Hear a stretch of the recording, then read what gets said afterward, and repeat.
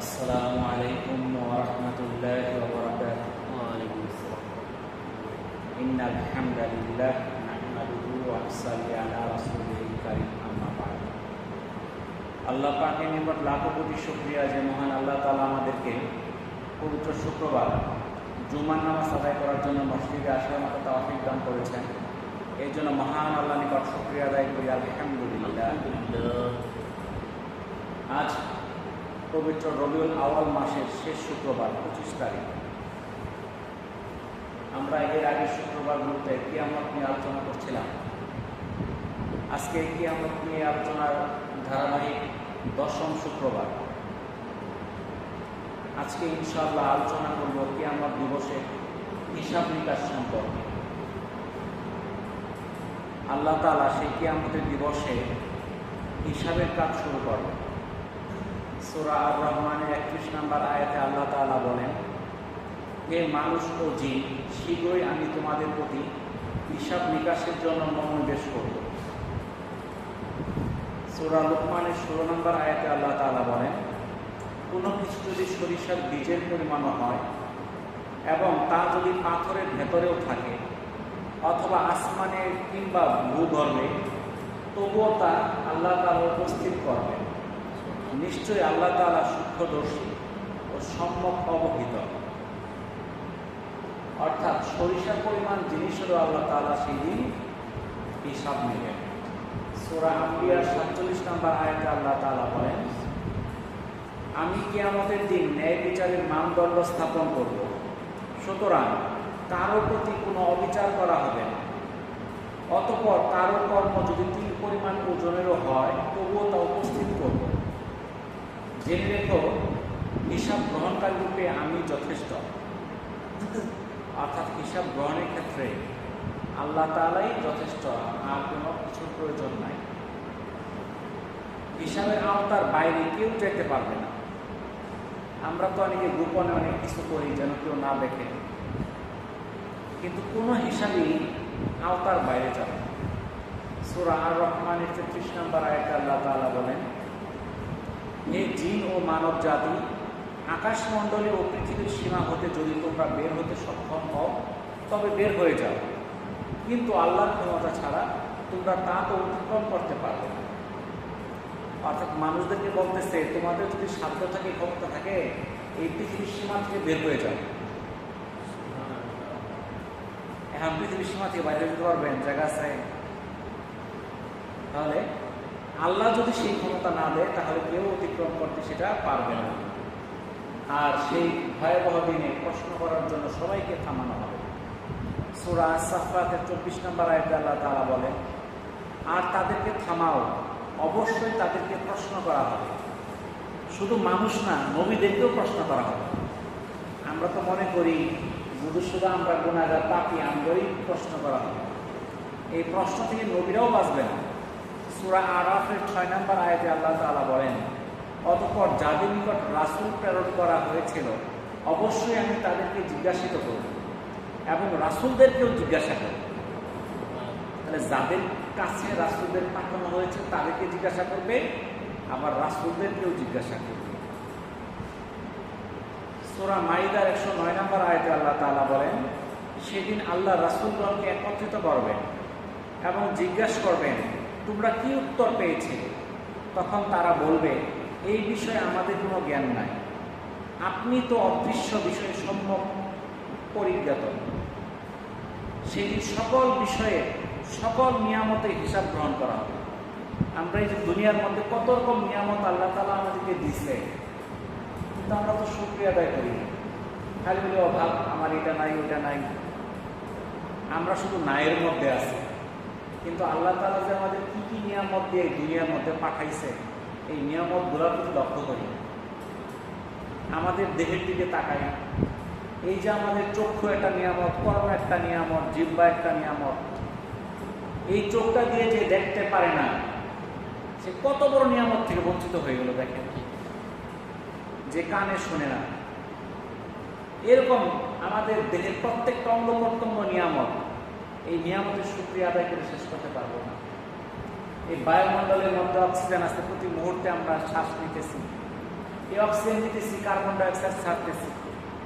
যখন করোনা হয়েছিল তখন এক একটা রোগীকে একটা অক্সিজেনের সিলিন্ডার কিনতে হচ্ছে 4,000-5,000 টাকা দিয়ে, তাও দিন 2টা-3টাও লাগছে। যদি আমরা কিনা ব্যবহার করতে হইতো তাহলে কি কয়দিন বাঁচা যাইতো বলেন রোগীকে? তাহলে এই যে আল্লাহ তাআলা আমাদেরকে চারদিকে নিয়ামত দিয়ে পরিপূর্ণ করে দিছে, এই সব কিছুর হিসাব নেওয়া হবে। সূরা আল তাকাসসুরের 8 নম্বর আয়াতে আল্লাহ তাআলা বলেন, এরপর অবশ্যই সেদিন তোমরা নিয়ামত সম্পর্কে জিজ্ঞাসিত হবে। আমরা এই দুনিয়ার মধ্যে অনেক এই কথা দিয়ে কথা রাখি না, ওয়াদা দেই, ওয়াদা পালন করি না, এই ব্যাপারেও প্রশ্ন করা হবে। সূরা বনী ইসরাঈলের 34 নম্বর আয়াতে আল্লাহ তাআলা বলেন, প্রতিশ্রুতি পালন করো, নিশ্চয়ই প্রতিশ্রুতি সম্পর্কে কৈফিয়ত তলব করা হবে। এখন আমরা প্রতিশ্রুতি কয়জন দেই আর কয়জন রাখি একটু চিন্তা করে দেখি।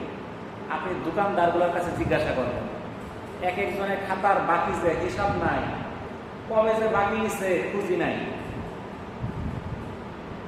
টাকা দেওয়ার কোনো খোঁজ খবর নাই, বুঝছেন তো? কি বলছিলেন, নেওয়ার সম্ভব ছিল কি ভাই আগামী মাসে কিংবা আগামী সপ্তাহে টাকাটা দিয়ে দিন, এটা বলেই তো নিচ্ছে। আপনি কারোর কর্জ দিয়ে দেখেন, টাকা তুলতে তুলতে দাম যায় না, মানুষ টাকা দিতে চায় না, কিন্তু নেওয়ার সময় এত ভদ্র আচরণ, কালকেই টাকাটা দিয়ে ফেলবে, পরে আর দেন। এরকম ভাবে শুধু এইটা না, মসজিদের মধ্যেও স্বীকার করবে আমি মসজিদে 500 টাকা 1000 টাকা দিব, এই কথা বললেও আর টাকা দেয় না। মেলাতে আছে। তাহলে দেখেন, এই সম্পর্কে কিন্তু আল্লাহ তাআলা জিজ্ঞাসা করবে। সূরা বনী ইসরাঈলের 34 নম্বর আয়াতে আল্লাহ তাআলা বললেন, প্রতিশ্রুতি পালন করো, নিশ্চয়ই প্রতিশ্রুতি সম্পর্কে কৈফিয়ত তলব করা হবে। এই যে আমরা কথায় কথায় ওয়াদা করে ফেলি, এটা করবো সেটা করবো, আর মেম্বার চেয়ারম্যান দাঁড়াইলে কথাই নাই। আমি এই দেশের মনে করেন যে আমেরিকা বানাই ফেলবো, রাস্তাঘাট, ব্রিজ, কালভার্ট সব করে ফেলবো, পরে পাশ করলে কিছু না। আসলে এরকম তো আমাদের দেহের যে প্রত্যেকটা অঙ্গ প্রত্যঙ্গ আছে, এই প্রত্যেকটা অঙ্গ প্রত্যঙ্গ সম্পর্কে আল্লাহ তাআলা প্রশ্ন করবে সেই কিয়ামতের ময়দানে। সূরা বনী ইসরাঈলের 36 নম্বর আয়াতে আল্লাহ তাআলা বলেন, কর্ণ, চক্ষু, হৃদয় তাদের প্রত্যেকটি সম্পর্কে কৈফিয়ত তলব করা হবে। এই চোখ দিয়ে আমরা কি দেখছি? আমরা কি শুধু টিভির মধ্যে সিনেমায় দেখছি নাকি ভালো কিছু করছি? এই চোখটা কোন কাজে খাটাইলাম? এই চোখটা তো আল্লাহ দিয়েছিল কোরআন তেলাওয়াত করার জন্য, ভালো কাজ করার জন্য, রাস্তা দেখে দেখে মসজিদে আসার জন্য, কিন্তু এই চোখটাকে এই কাজে খাটাইলাম না, হিসাব দিতে হবে। এই যে কানটা আল্লাহ তাআলা আমাকে দিছে, এটা কিসের জন্য? এই কানটা দিয়ে দিছে আল্লাহ তাআলা ভালো কথা শোনার জন্য, না শুনে শুধু টিভি শুনলাম আর বিভিন্ন কি গান শুনলাম। এখন মোবাইল সাইডে সারাদিন গানই বাজায়, শুধু গানই বাজায়। এই কান তো গান শোনার জন্য আল্লাহ তাআলা দেয় নাই। এই সম্পর্কে আল্লাহ তাআলা কৈফিয়ত তলব করবে। মানুষ কি কাজ করতেছে, এই দুনিয়ার মধ্যে কি কি কাজ করছে সেই সম্পর্কে জিজ্ঞাসা করা হবে। সূরা নাহলের 93 নম্বর আয়াতে আল্লাহ তাআলা বলেন, তোমরা যা করো অবশ্যই তোমাদেরকে সেই বিষয়ে প্রশ্ন করা হবে। আমরা এটা মনে করার কারণ নাই আমি মারা গেলে আমি যেই কাজগুলো করছি এগুলো সম্পর্কে জিজ্ঞাসিত হব না, আল্লাহ আমাকে মাফ করে দিবে।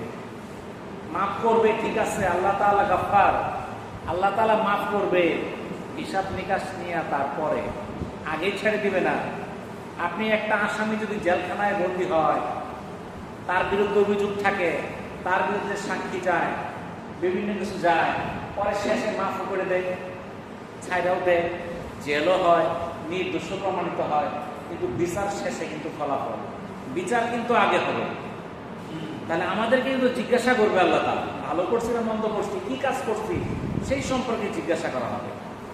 এই যে আল কোরআন সর্বশ্রেষ্ঠ গ্রন্থ আমাদেরকে আল্লাহ তাআলা দিল, এর উপরে আমল করছি কিনা এই সম্পর্কেও জিজ্ঞাসা করা হবে। আমরা এগুলো বিশ্বাস করি না, যদি বিশ্বাস করতাম তাহলে কোরআনকে আমরা এইভাবে দূরে ঠেলে রাখতাম না। কোরআনকে আমরা তেলাওয়াত করি না, কোরআনের অর্থ বুঝি না, কোরআন সম্পর্কে আমরা আলোচনা করি, আলোচনা শুনি না, সেই আলোচনাটা বাস্তব জীবনে প্রয়োগ করার চেষ্টা করি না। সূরা যুখরুফের 44 নম্বর আয়াতে আল্লাহ তাআলা বলেন, নিশ্চয়ই এটা কোরআন তোমার ও তোমার সম্প্রদায়ের জন্য উপদেশাবলী, সুতরাং অচিরেই তোমাদেরকে এই বিষয়ে প্রশ্ন করা হবে। তাহলে এই কোরআন উপদেশ হিসেবে আমাদেরকে আল্লাহ তাআলা দিছে, আমি সেটা পায়া কি করলাম এই সম্পর্কে জিজ্ঞাসা করা হবে। তো যারা অপরাধী তাদেরকে সেই অপরাধ সম্পর্কে জিজ্ঞাসা করা হবে। সূরা বাকারার 134 নম্বর আয়াতে আল্লাহ তাআলা বলেন, ওরা একটা দল ছিল যা অতীত হয়ে গেছে, তারা যা অর্জন করেছিল তা তাদের জন্য এবং তোমরা যা অর্জন করেছ তোমাদের জন্য, আর তারা যা করে গেছে তার জন্য তোমরা জিজ্ঞাসিত হবে না। অর্থাৎ আমলগুলা যার যার জন্য, অন্যজনে যে আমল করছে সেটা তার জন্য, আমি যেটা করতেছি সেটা আমার জন্য, যার যার আমল। এই জন্য আমরা অনেকে মসজিদের দানের ক্ষেত্রে বলি আমার ভাইয়ে দিয়ে দিচ্ছে, বাপে দিয়ে দিচ্ছে। ছেলে যদি সাবালক হয় ছেলের দিতে হবো, বাপের দিতে হবো। হজ যদি ফরজ হয় বাপের ফরজ দিলে বাপের করতে হবো, ছেলের ফরজ হলে ছেলের করতে হবো। এমন না ছেলের ফরজ হয়েছে বাপের হজ করাইলো, 500 বার করাইলো, নিজেদের আদায় হবে না, নিজেটা নিজেরই করতে হবে। দান করা যদি পিতার উপরে ওয়াজিব হয়, ফরজ হয়, পিতা দান করবে। সন্তানের উপরে ফরজ হলে সন্তান করবে। কুরবানি করবেন, কুরবানি যদি পিতার উপর ওয়াজিব হয় পিতা কুরবানি করবে, যদি সন্তানের উপর ওয়াজিব হয় সন্তান করবে। আমাদের তো একজন করলেই চলে, পাড়া গোষ্ঠী শুদ্ধাই চলে নাকি বলেন? এমন ফ্যামিলি আছে ওই ঘরের মধ্যে 10 জনেরই ওয়াজিব হয়েছে কোরবানি দেওয়া, আছে এরকম? আছে না? কিন্তু দেখা যায় আমরা যেরকম ওই রকম, পার্থক্য নাই, পার্থক্য নাই। যার সম্পদ কম ওইও যাবে, যার বেশি ওইও দেয়। আপনি ধান তুলতে যাবেন, আপনি দিচ্ছেন 4 ধরা, যার ধান হচ্ছে 2 সমান ওই দিচ্ছে 4 ধরা, তার কি পার্থক্য হইল? এই সম্পর্কে জিজ্ঞাসা করা। সূরা সাবার 25 নম্বর আয়াতে আল্লাহ তাআলা বলেন, বলো আমরা যে অপরাধ করেছি সেই জন্য তোমরা জিজ্ঞাসিত হবে না, এবং তোমরা যা করো তার জন্য আমরাও জিজ্ঞাসিত হব। যার হিসাব নেওয়া হবে তাকে আযাব দেওয়া হবে, তাকে হিসাব নেওয়া হবে। এই যে আল্লাহ তাআলা আমরা এই দুনিয়ার মধ্যে যে কাজ করতেছি আমাদেরকে প্রশ্ন করবে হিসাব। হিসাবে যাদেরকে আটকায় ফেলবে তার বাঁচার উপায় নাই, আর যাদেরকে ছাইরা দিবে তারাই মুক্তি পাবে। আর যে আল্লাহ তাআলা হিসাব নেয়, পুঙ্খানু হিসাব দিয়ে দুনিয়ার মধ্যে একটা মানুষের পক্ষে সম্ভব না জান্নাতে যাওয়া, সম্ভব না। আব্দুল্লাহ ইবনে আবু মুলাইকা রাহিমাহুল্লাহ থেকে বর্ণিত, তিনি বলেন, নবী করিম সাল্লাল্লাহু আলাইহি সাল্লামের স্ত্রী আম্মা জান আয়েশা রাদিয়াল্লাহু তাআলা আনহার অভ্যাস ছিল, তিনি কোনো কিছু শুনলে না বুঝে আসা পর্যন্ত বারবার জিজ্ঞাসা করতেন। যতক্ষণ না বুঝতেন ততক্ষণ জিজ্ঞাসাই করতেন। একদা নবী করিম সাল্লাল্লাহু আলাইহি সাল্লাম বললেন, যার হিসাব নেওয়া হবে তাকে অবশ্যই আযাব দেওয়া হবে। আম্মা জান আয়েশা রাদিয়াল্লাহু তাআলা আনহা বললেন, আল্লাহ কি বলেননি অত্যন্ত সহজ হিসাব নেওয়া হবে? উত্তরে নবী করিম সাল্লাল্লাহু আলাইহি সাল্লাম বললেন, এটা তো শুধু উপস্থাপন করার কথা বলা হয়েছে, কিন্তু প্রকৃতপক্ষে যার হিসাব নেওয়া হবে সে অবশ্যই ক্ষতিগ্রস্ত হবে। সহিহ বুখারীর 103 এবং মিশকাতের 5549 নম্বর হাদিস। অর্থাৎ আল্লাহ রাসূল বললেন যে হিসাব কারো জন্য শুধু উপস্থাপন করা হবে, খালি হিসাবটা উঠাবে, আর কারো জন্য হিসাব নিবে। যাদের হিসাব নিবে তারা নিশ্চিত আযাবে পতিত হবে, তাদের হিসাব কঠিন হবে। আর যাদের হিসাব কোথায় শেষ, খালি হিসাব করলো খতিয়ান তুললা, যাও তোমাকে ছেড়ে দিলাম, বেঁচে গেল। যার হিসাব শুরু হয়ে গেল সেই ক্ষতিগ্রস্ত হয়ে যাবে। অপরাধীদের বিরুদ্ধে সাক্ষী দাঁড় করানো হবে। এই দুনিয়ার মধ্যে অপরাধ করলে সাক্ষী পাওয়া যায় না। দেখবেন যারা মার্ডার করছে, ওর সাক্ষী আছে, অনেকে আছে দেখছে, কিন্তু যায় বলে না। বললে হুমকি ধমকি, তার উপরে ক্ষতি করবে। সে মানুষ একটা মার্ডার করতে আরেকজন করতেও পারে, ভয়ে বলে না, কিংবা টাকা দিয়ে চুপ করায় ফেলায়। তাহলে দুনিয়ার মধ্যে যারা প্রভাব প্রতিপত্তি আছে, ক্ষমতা আছে, অন্যায় কাজ করলেও তাদের বিচার হয় না, কারণ তাদের শাস্তি দেওয়ার মতো লোক নাই, সাক্ষী নাই। সাক্ষী ছাড়া তো কোনো বিচার হয় না। আদালতে গেছে, সাক্ষী নাই, তার কেমনি বিচার করবে? খালাস পায়ে যাইতেছে। কিন্তু আল্লাহর সেই হাসরের ময়দানে সেদিন কিন্তু সাক্ষী থাকবে। সেদিন সাক্ষীর কিন্তু কোনো ভয় থাকবে না, কোনো হুমকি থাকবে না, কোনো হুমকি থাকবে না। সূরা নাহলের 89 নম্বর আয়াতে আল্লাহ তাআলা বলেন, সেদিন আমি প্রত্যেক সম্প্রদায়ের মধ্য হতে তাদের বিষয়ে একজন সাক্ষী প্রবর্তিত করব এবং তোমাদেরকেও এদের উপর সাক্ষী হিসেবে উপস্থিত করব। সূরা নিসার 41 নম্বর আয়াতে আল্লাহ তাআলা বলেন, যখন আমি প্রত্যেক উম্মতের হতে একজন করে সাক্ষী উপস্থিত করব এবং তোমাকে তাদের বিরুদ্ধে সাক্ষী হিসেবে উপস্থিত করব, তখন কি অবস্থা হবে? তখন কি অবস্থা হবে আমাদের প্রশ্ন করতেছে আল্লাহ তাআলা। যখন সাক্ষীরা আমাদের বিরুদ্ধে প্রশ্ন, আমাদের অভিযোগগুলো দায়ের করবে, এই কাজ তোমরা দুনিয়াতে করছো, ঠিকই কিন্তু আমাদের হিসাব দিতে হবে। উম্মতে মুহাম্মদীরাও সাক্ষ্য দেবে, এই যে আমরা হইলাম যে শ্রেষ্ঠ উম্মত, খায়রা উম্মত, এই উম্মতরা সেদিন সাক্ষী দেবে।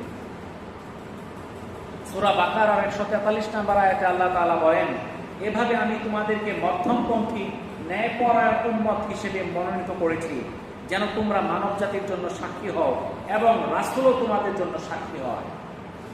তারা আমাদের জন্য আমাদের রাসূল সাক্ষী হবে এবং উম্মতে মুহাম্মদীরা অন্য নবীর জন্য সাক্ষী হবে।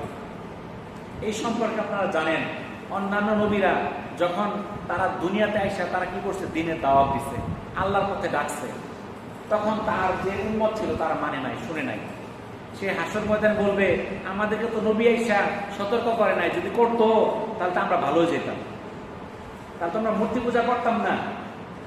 কিন্তু রাসূল তখনকার যারা নবী ছিল তারা কিন্তু ঠিকই দাওয়াত দিচ্ছে, উম্মত অস্বীকার করবে, স্বীকার করবে না। তখন সেই নবীরা সাক্ষী মানবে, আমাদেরকে বলবে যে উম্মতে মুহাম্মদী যারা, এরা আমার সাক্ষী। তখন আল্লাহ তাআলা জিজ্ঞাসা করবে, তোমরা কেমনে সাক্ষী হইলা?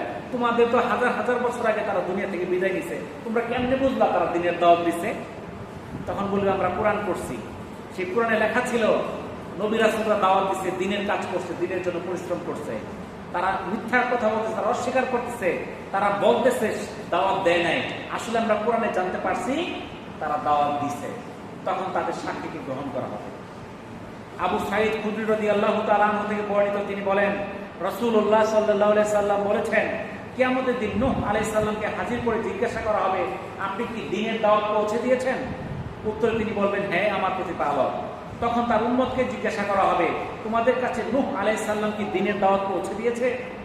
উত্তরে তারা বলবে, না, নূহ আলাইহিস সালাম আমাদের কাছে আসে নাই, কোনো সতর্ককারী আমাদের কাছে আসে নাই। তখন নূহ আলাইহিস সালামকে বলা হবে, তোমার দাবির সপক্ষে কোনো সাক্ষী আছে কি?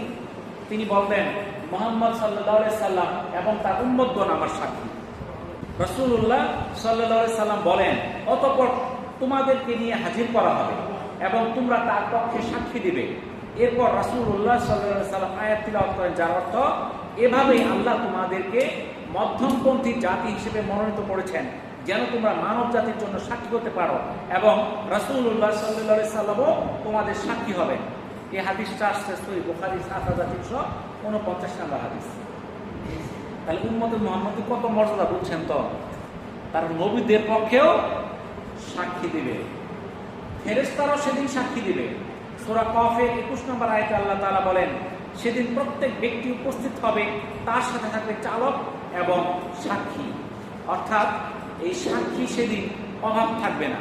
আমরা দুনিয়ার মধ্যে হয়তো সাক্ষী পাওয়া আমাদের জন্য কঠিন, সাক্ষী মিল করা যায় না, কিন্তু হাসর ময়দানে প্রত্যেকটা কর্মের জন্য সাক্ষী থাকবে। সাক্ষীগুলো শুধু মানুষ হবে এমন কোনো কথা না, আমার দেহের অঙ্গ প্রত্যঙ্গগুলো সাক্ষী হবে।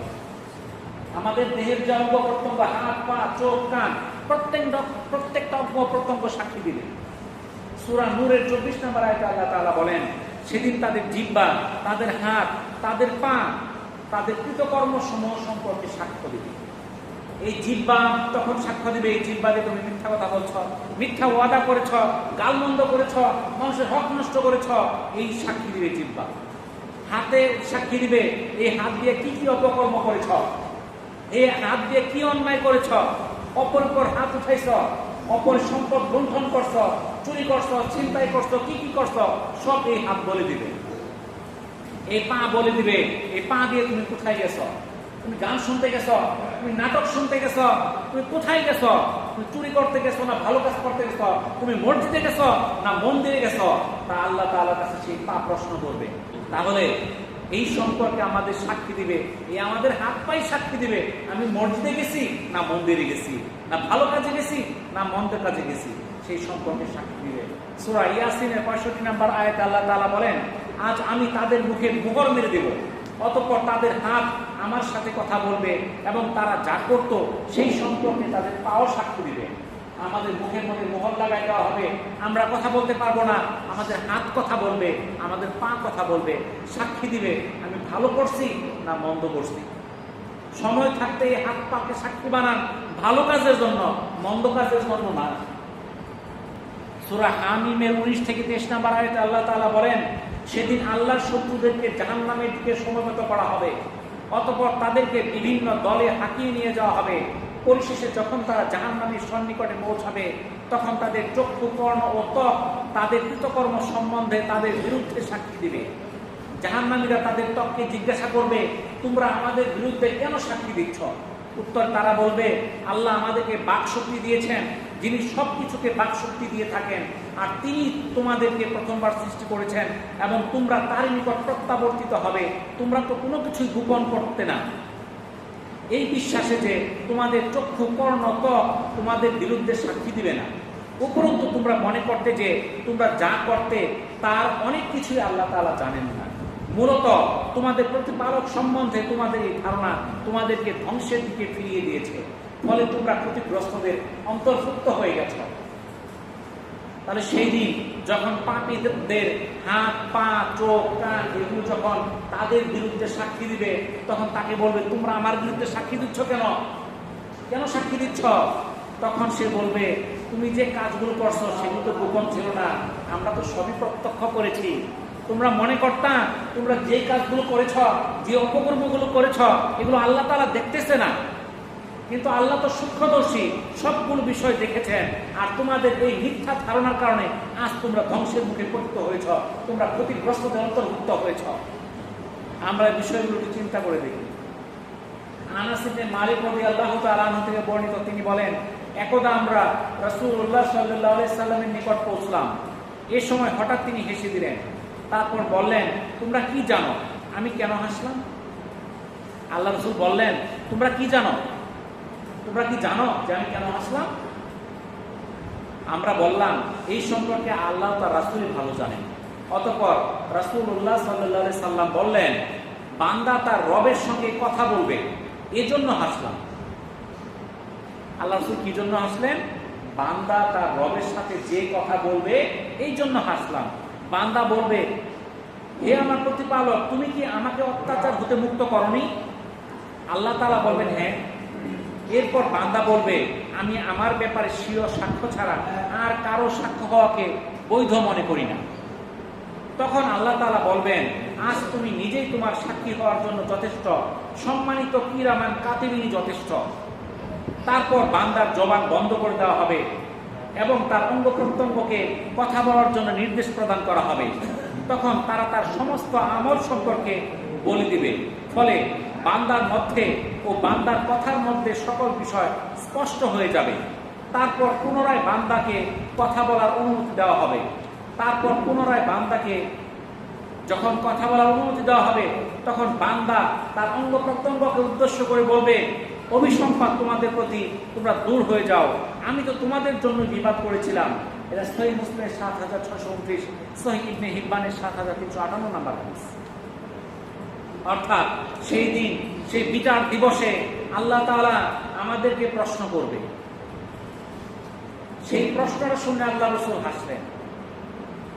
কি প্রশ্ন? বান্দা বলবে, হে আমার প্রতিপালক, তুমি কি আমাকে অত্যাচার থেকে মুক্ত করনি? তখন আল্লাহ তাআলা বলবেন, হ্যাঁ। এরপর বান্দা বলবে, আমি আমার ব্যাপারে স্বীয় সাক্ষ্য ছাড়া অন্য কারো সাক্ষ্য বৈধ বলে মনে করি না। তখন আমরা কি করবো? আমার সাক্ষী আমারই দিব, অন্য কেউ সাক্ষী দরকার নাই, কারণ আমার সাক্ষী আমি কিন্তু ভালোই কমু, মন্দরই কমু না। কি বলেন? কিন্তু তখন এটা গ্রহণযোগ্য হবে না। কিরামান কাতিবিন আমাদের কাঁধের মধ্যে বসে আছে, কোথায় কি করতেছি সব লিখতেছে, সব লেখা হইতেছে ডকুমেন্ট। আপনি একটা এক কাজ করতেছেন, সেটা লেখা হইতেছে, একটা মন্দ কাজ করতেছেন, সেটাও লেখা হইতেছে। সে আমলনামা প্রকাশ হয়ে যাবে। আমার হাত পা জবান খুলে দেওয়া হবে, তারা সাক্ষী দিবে। আমরা তখন এই হাত পাকে অভিশাপ দিব, আমরা কি করব? অভিসম্পাদ দিব। আমরা বলবো, এই তোমার জন্য তো আমরা পরিশ্রম করছি, আর তুমি আমার বিরুদ্ধে সাক্ষী দিতেছ। আবু হুরায়রা রাদিয়াল্লাহু তাআলা আনহু থেকে বর্ণিত, তিনি বলেন, সাহাবীগণ জিজ্ঞাসা করলেন, হে আল্লাহর রাসূল, কিয়ামতের দিন আমরা কি আমাদের রবকে দেখতে পাবো? জবাবে তিনি বললেন, আকাশে মেঘ না থাকলে দুপুরের সময় সূর্যের দেখতে কি তোমাদের কষ্ট হয়? সাহাবীগণ বললেন, না, দুপুরের সময় সূর্য দেখতে কোনো কষ্ট হয় না। অতঃপর তিনি বললেন, আকাশে মেঘ না থাকা অবস্থায় পূর্ণিমার চাঁদ দেখতে কি তোমাদের কোনো কষ্ট হয়? সাহাবীরা বললেন, না, কোনো কষ্ট হয় না। তারপর তিনি বললেন, ওই সত্তার কসম যার হাতে আমার জান, চন্দ্র সূর্য কোনো একটি দেখতে তোমাদের যেরূপ কষ্ট হয় না, তোমাদের রবকেও দেখতে তোমাদের তদ্রূপ কোনো কষ্ট হবে না। আল্লাহর সাথে বান্দার সাক্ষাৎ হবে। তখন তিনি বললেন, হে অমুক, আমি কি তোমাকে সম্মান দান করিনি, কর্তৃত্ব দান করিনি, জোড়া মিলিয়ে দেইনি, ঘোড়া উট তোমার কাছে লাগিয়ে দেইনি, এবং সুখ স্বাচ্ছন্দ্যের মাঝে তোমাদের পানাহারের ব্যবস্থা করিনি? জবাবে বান্দা বলবে, হ্যাঁ আমার রব।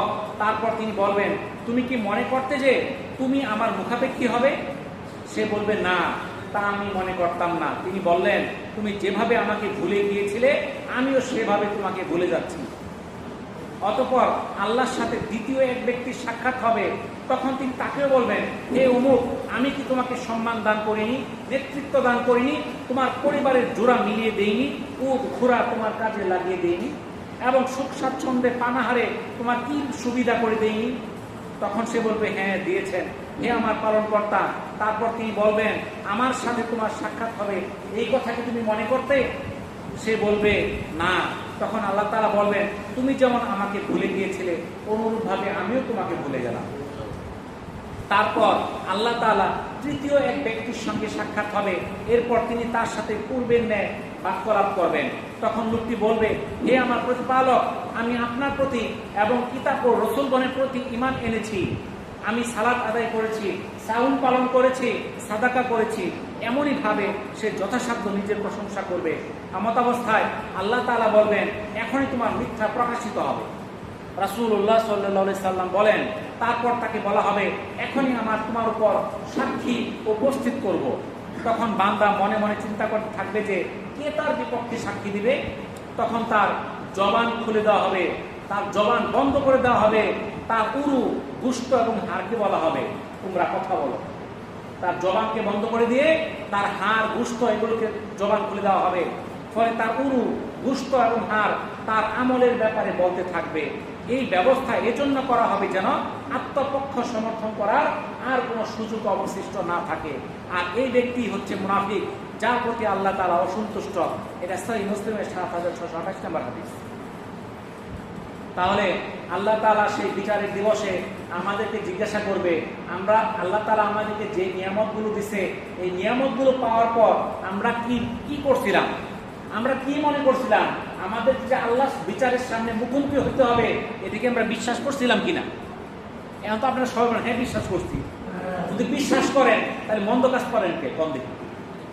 যে বিশ্বাস করবে আল্লাহ তাআলার সামনে আমার বিচারের সম্মুখীন হতে হবে, সে মন্দ কাজ করতে পারে না, সে চুরি করতে পারে না, সে ওজনে কম দিতে পারে না, মানুষের কাছে টাকা কর্জ নিয়ে মাইরে দিতে পারে না, মানুষের হক নষ্ট করতে পারে না, তার দ্বারা কোনো মন্দ কাজ হতে পারে না। তাহলে যেহেতু আমি মন্দ কাজ করি, আমি অপরের হক নষ্ট করি, তাহলে আমি ওটা বিশ্বাস করি না। আমাকে যে আল্লাহর সামনে হিসাবের মুখোমুখি হতে হবে সেটা আমি বিশ্বাস করি না, এই জন্য আমি মন্দ কাজ করতেছি। সেই দিন আল্লাহ তাআলা বলবে, তুমি যেইভাবে দুনিয়াতে আমাকে ভুলে গেছিলে, আজকে আমি তোমাকে ভুলে গেলাম, যাও তুমি জাহান্নামে যাও। আরেক দল আয়েশা বলবে, আরেক দল বলবে, আমি দুনিয়াতে নামাজ পড়ছি, রোজা রাখছি, সাদকা করছি, ভালো ভালো কাজ করছি। তখন আল্লাহ তাআলা বলবে, তোমার জন্য সাক্ষী উপস্থিত করা হবে। সে ডানে বামে তাকায় দেখবে, তুমি এখানে কারা সাক্ষী দিবে? তো সাক্ষী কারো দেখতেছি না। তখন তার জবানটা বন্ধ হয়ে যাবে, তার হাত, পা, চর্ম এগুলো সাক্ষী দিতে থাকবে, তার বলার কোনো উপায় থাকবে না। সূরা জিলজালের 4 এবং 5 নম্বর আয়াতে আল্লাহ তাআলা বলেন, যেদিন পৃথিবী তার বৃত্তান্ত বর্ণনা করবে, কেননা আপন পালনকর্তা তার আদেশ পালন করবেন, পাপীরা নিজেরাই নিজেদের বিরুদ্ধে সাক্ষী দিবে। এটা সূরা আনআমের 130 নম্বর আয়াতে আল্লাহ তাআলা বলেন, আমি তাদেরকে বলবো, হে জিন ও মানব সম্প্রদায়, তোমাদের মধ্য হতে কি রাসূলগণ তোমাদের কাছে আসেনি, যারা আমার নিদর্শনসমূহ তোমাদের নিকট বর্ণনা করত এবং তোমাদেরকে এই দিনের সম্মুখীন হওয়া সম্পর্কে সতর্ক করত? তারা বলবে, আমরা আমাদের বিরুদ্ধে সাক্ষী দিলাম।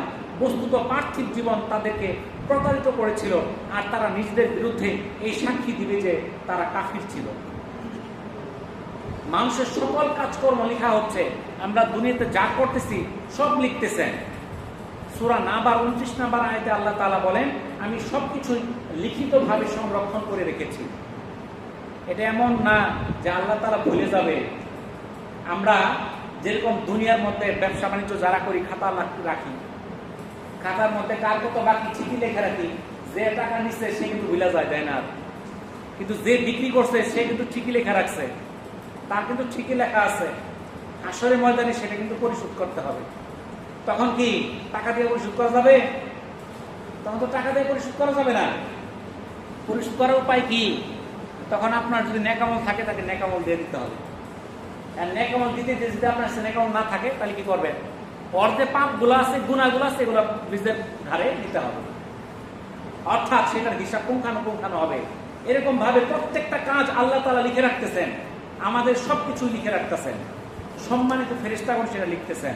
সূরা ইনফিতারের 10 থেকে 12 নম্বর আয়াতে আল্লাহ তাআলা বলেন, নিশ্চয়ই তোমাদের উপর নিযুক্ত করেছি সংরক্ষকগণ এবং সম্মানিত লেখকগণ, তোমরা যা করো তারা সেই সম্পর্কে অবগত আছেন। অর্থাৎ আমরা যাই করতেছি কিনা সব কিন্তু লেখা হইতেছে। আমাদের বাঁচার উপায় নাই, আমরা কোনো কিছুই গোপন করতে পারবো না। এই জন্য আমরা এখন কি হয়ে যাই? সাবধান হয়ে যায়। সূরা কফের 17 নম্বর আয়াতে আল্লাহ তাআলা বলেন, দুইজন গ্রহণকারী ফেরেশতা তার ডানে ও বামে বসে তার কর্মলিপিবদ্ধ করছে। সূরা কফের 18 নম্বর আয়াতে আল্লাহ তাআলা বলেন, মানুষ যে কথাই উচ্চারণ করে তা লিপিবদ্ধ করার জন্য অতন্ত্র প্রহরী তার নিকটেই আছে। আমরা দুনিয়ার মধ্যে অনেক সময় সাক্ষী পাওয়া যায় না। সাক্ষী রাখছে একটা, আপনি কি কাজ করেন দেখার জন্য, সে ঘুমাই গেছে। কিন্তু আমাদের ঘাড়ের ভিতরে, আমাদের কাঁধের মধ্যে যে ফেরেশতা বসাই দিছে সে কখনো ঘুমায় না। আমি কখন কি করতেছি, 24 ঘন্টায় কি করতেছি, সব লিপিবদ্ধ হইতেছে, একটাও মিস হইতেছে না। ছোট বড় যা কিছু আছে সবই লিখিত হচ্ছে। সূরা কমারের 52 থেকে 53 নম্বর আয়াতে আল্লাহ তাআলা বলেন, তাদের সমস্ত কার্যকলাপ আমলনামায় লিখিত আছে, ছোট বড় সবকিছু লিপিবদ্ধ। মানুষ গোপনে যা করে, প্রকাশ্যে যা করে, সব লেখা হচ্ছে। সূরা যুখরুফের 80 নম্বর আয়াতে আল্লাহ তাআলা বলেন, তারা কি মনে করে যে আমি তাদের বিষয়ে, তাদের গোপন বিষয় ও তাদের কারাকারি বিষয়গুলোর খবর রাখি না? হ্যাঁ, অবশ্যই রাখি। আমার ফেরেশতারা তাদের নিকট থেকে সবকিছু লিপিবদ্ধ করে রাখছে। তাহলে আমরা মনে করতেছে আমরা গোপনে কানে কানে কোনো কথা বললে বা কোনো কাজ করলে বা কোনো কুযুক্তি করলে হয়তো আল্লাহ শুনবে না। আসলে এখন কানে কানে কথা বলি, তো আল্লাহ তাআলা সেগুলো শুনতেছেন, সেগুলো লিপিবদ্ধ হইতেছে। সূরা ইউনূসের 21 নম্বর আয়াতে আল্লাহ তাআলা বলেন, তোমরা যে অপকৌশল করো অবশ্যই তা আমার ফেরেশতাগণ লিখে রাখে। আমরা যে বিভিন্ন অপকর্মগুলো করি, বিভিন্ন কুকৌশলগুলো করি, এগুলো কিন্তু ফেরেশতারা লিখতেছে। এগুলো আমাদের খেয়াল রাখতে হবে। যখন আমরা মন্দ কাজ করতে যাই, এই বিষয়গুলো মনে রাখি। এগুলো কোরআনে আল্লাহ তাআলা বলে দিছে। কোরআন তো আমরা পড়ি না, এটা আমরা সাজায় রাখার জন্য রাখছি আর দান করার জন্য রাখছি। কোরআন শরীফ কি না শুধু মসজিদে দান করি, এটা শুধু দান করার জন্য দেওয়া হয় নাই, এটা পড়ার জন্য দেওয়া হয়েছে, বোঝার জন্য দেওয়া হয়েছে, আমল করার জন্য দেওয়া হয়েছে। বোঝা গেল? মানুষের প্রতিটি কৃতকর্মের প্রতিক্রিয়াও লেখা হয়। প্রতিক্রিয়া বুঝেন, একটা কাজ সামনে হয়েছে, আপনি দেখছেন, আপনার প্রতিক্রিয়াটা কি হয়েছে এই সম্পর্কে জিজ্ঞাসিত হবে। সামনে মুসলমানদের উপর অত্যাচার হইতেছে, নির্যাতন হইতেছে, আপনি দেখলেন, দেখে আপনার প্রতিক্রিয়া কি ছিল, আপনার মনের অবস্থাটা কি ছিল, সেটাও লেখা হবে। সূরা ইয়াসিনের 12 নম্বর আয়াতে আল্লাহ তাআলা বলেন, আমি লিপিবদ্ধ করে রাখি যা তারা পূর্বে প্রেরণ করে এবং যা তারা পশ্চাতে রেখে যায়। আমি প্রত্যেক বিষয় স্পষ্ট কিতাবে সংরক্ষণ করে রেখেছি। নেককারদের আমলনামা থাকবে ইয়াল্লিনে। সূরা মুতাফফিফিনের 18 থেকে 21 নম্বর আয়াতে আল্লাহ তাআলা বলেন, নিশ্চয় পুণ্যবানদের আমলনামা থাকবে ইল্লিনে। তুমি কি জানো ইল্লিন কি? তা হচ্ছে লিখিত কিতাব। আল্লাহর সান্নিধ্য প্রাপ্ত ফেরেশতারা তা প্রত্যক্ষ করবে। আর পাপীদের আমলনামা থাকবে সিজ্জিনে। সূরা মুতাফফিফিনের 7 থেকে 9 নম্বর আয়াতে আল্লাহ তাআলা বলেন, কখনোই না, নিশ্চয়ই পাপাচারীদের আমলনামা থাকবে সিজ্জিনে। সিজ্জিন কি তা কি তুমি জানো? তা হচ্ছে লিখিত কিতাব। তাহলে মুমিনদের আমলনামা থাকবে এক জায়গায়, পাপীদের আমলনামা থাকবে আরেক জায়গায়। তাই জায়গায় তো ভিন্ন। মুমিনদের আমলনামা থাকবে ইল্লিনে, আর পাপীদের আমলনামা সিজ্জিনে। যাদের আমলনামা ইল্লিনে তাদের হিসাব খালি উঠাবে আর হিসাব শেষ, উঠাবে আর শেষ। আর যাদের আমলনামা থাকবে সিজ্জিনে তাদের হিসাব দিতে দিতে দিতে তার ঘাম ছুটে যাবে, সে প্রশ্নের উত্তর দিতে দিতে সে ক্লান্ত হয়ে পড়বে। সূরা তাকবীরের 10 নম্বর আয়াতে আল্লাহ তাআলা বলেন, যখন আমলনামা সমূহ প্রকাশ করা হবে। সূরা বনী ইসরাঈলের 13 নম্বর আয়াতে আল্লাহ তাআলা বলেন, কিয়ামতের দিন আমি তার জন্য বের করব এক কিতাব যা সে পাবে উন্মুক্ত অবস্থায়। তাহলে আমাদের যে আমলনামার কিতাব সামনে কিন্তু প্রকাশ হয়ে যাবে, খুলে যাবে। আমরা প্রকাশ্য অবস্থায় দেখব, মানুষকে তাদের আমলনামার দাম ধরে ধরে ডাকা হবে। সূরা জাসিয়ার 28 নম্বর আয়াতে আল্লাহ তাআলা বলেন, প্রত্যেক সম্প্রদায়কে তাদের আমলনামার দিকে আহ্বান করা হবে, বলা হবে আজ তোমাদেরকে তারই বিনিময় দেওয়া হবে যা তোমরা করতে। আমলনামায় সঠিকভাবে তুলে ধরা হবে, কোনো মত পার্থক্য করা হবে না। সূরা জাসিয়ার 29 নম্বর আয়াতে আল্লাহ তাআলা বলেন, এটা হলো আমার কিতাব, এটা তোমাদের বিরুদ্ধে সাক্ষী দিবে সঠিকভাবে তোমরা যা করতে, অবশ্যই আমি তা লিপিবদ্ধ করেছিলাম। সূরা বনী ইসরাঈলের 14 নম্বর আয়াতে আল্লাহ তাআলা বলেন, আমলনামা পড়ে মানুষ নিজেই নিজের হিসাব বুঝে ফেলবে। সূরা বনী ইসরাঈলের 14 নম্বর আয়াতে আল্লাহ তাআলা বলেন, তুমি তোমার কিতাব পাঠ করো, আজ তুমি তোমার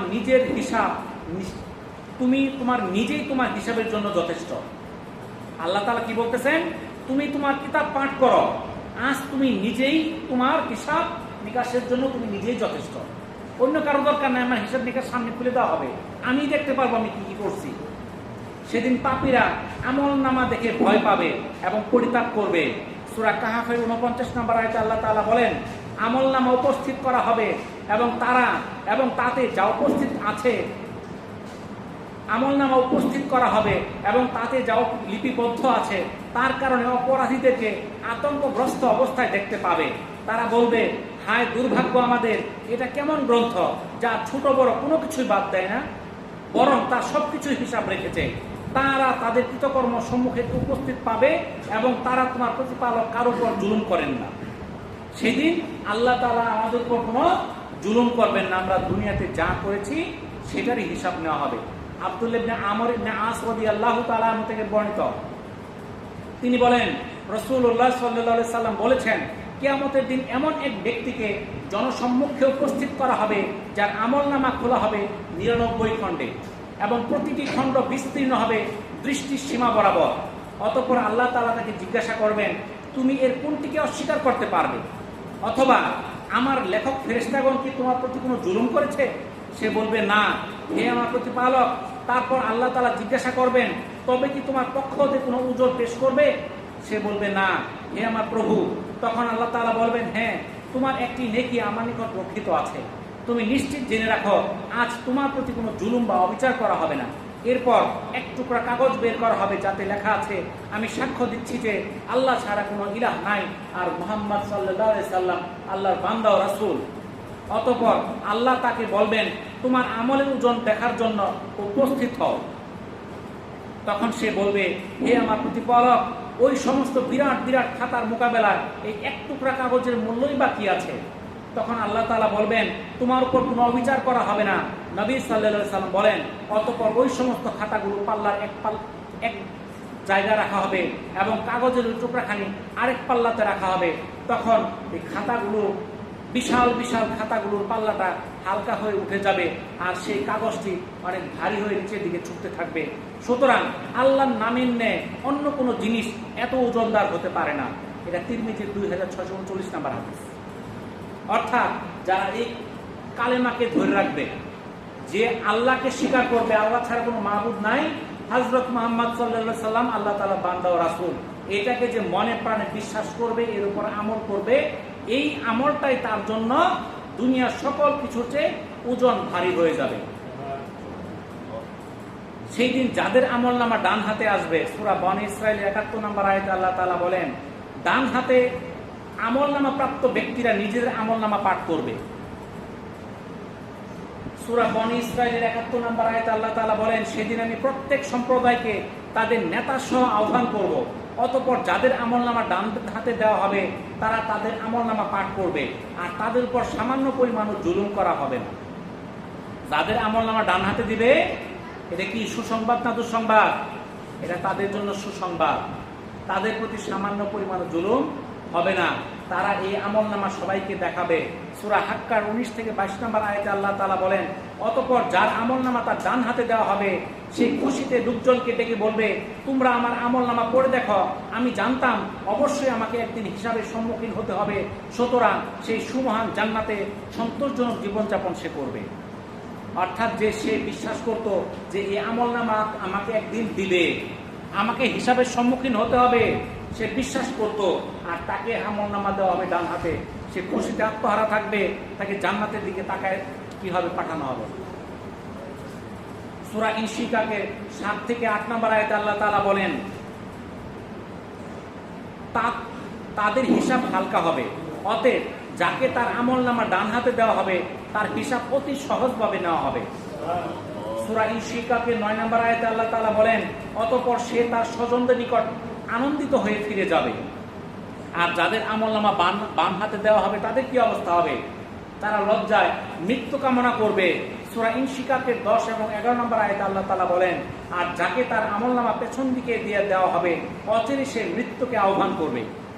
যার আমলনামা বাম দিকে পিছন দিক দিয়ে দিবে, তখন সে এমন ভাববে, এমন মনে করবে যদি আমি মারা যাইতাম, কিন্তু তখন মৃত্যু থাকবে না, তাদের ঠিকানা হবে জাহান্নাম।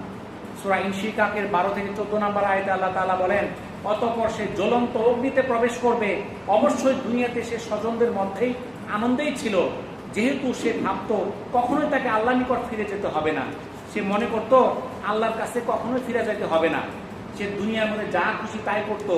তখন তার আমলনাম হবে বাম হাতে, পিছন দিক থেকে দেওয়া হবে। সে আফসোস করবে, সে মৃত্যু কামনা করবে, কিন্তু তার ঠিকানা হবে তার জাহান্নাম। সে শুধু আফসোস করবে। সূরা হাক্কার 25 থেকে 29 নম্বর আয়াতে আল্লাহ তাআলা বলেন, যার আমলনামা তার বাম হাতে দেওয়া হবে সে বলবে, হায় আমাকে যদি আমার আমলনামা না দেওয়া হতো এবং আমি যদি আমার হিসাব সম্পর্কে না জানতাম, হায় মৃত্যু পর্যন্ত যদি আমার শেষ হতো, আমার ধন সম্পদ আমার কোনো কাজে আসলো না, আমার ক্ষমতাও বিনাশ হয়ে গেল। তার আফসোস করবে। এই দুনিয়ার মধ্যে কত ধন সম্পদ, তার ক্ষমতা, প্রতিপত্তি, কোনো কিছুই সেদিন কাজে আসবে না। সে আফসোস করতে করতে জাহান্নামে যাবে। তাহলে দুনিয়ার মধ্যে আমরা চিন্তা করি, আমি আজকে থেকে 10টা শুক্রবার ধারাবাহিকভাবে কিয়ামতের সম্পর্কে, কিয়ামতের শুরু এবং হিসাব পর্যন্ত যে পর্যায়ক্রমে যে আলোচনাগুলো করলাম, এখানে আমি বিশেষ কিছু বর্ণনা করি নাই। আমি শুধু কোরআনের যে আয়াতের অর্থগুলো এগুলো বলছি। এই যদি ব্যাখ্যা করতে যাই, এই 10 জমানা 10 বছর আলোচনা করলেও শেষ হবে না। তাহলে আমরা এই যে কোরআন আল্লাহ তাআলা আমাদেরকে দিল, এটা পড়ার জন্য। আমরা যারা পারি না, বাংলা অর্থটুকু পড়ার চেষ্টা করি। বাংলা তো পারি, বাংলা পড়ার চেষ্টা করি।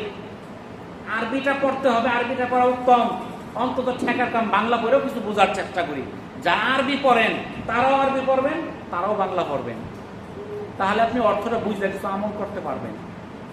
তো আমরা যে আলোচনাগুলো করলাম, আল্লাহ তাআলা এই সম্পর্কে আমাদেরকে সচেতন এবং সতর্ক হওয়ার তৌফিক দান করুন। আমিন। ওয়া আখিরু দাওয়ানা আলহামদুলিল্লাহি রাব্বিল আলামিন। আসসালামু আলাইকুম ওয়া রাহমাতুল্লাহি ওয়া বারাকাতুহু।